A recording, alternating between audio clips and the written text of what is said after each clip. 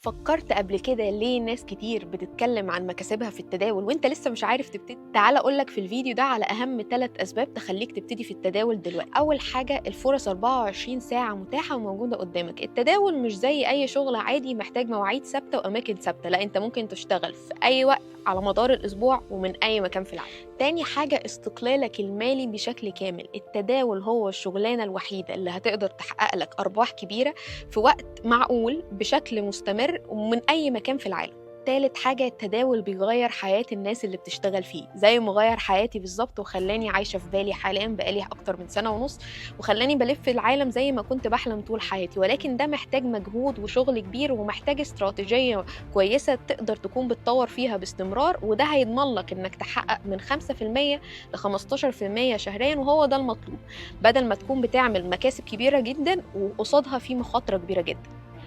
لو انت كمان حابب تبتدي رحلتك في التداول، اكتب لي مهتم في الكومنتات، وهبعت لك تفاصيل الراوند الجاية للكورس بتاعي تعليم التداول للمبتدئين.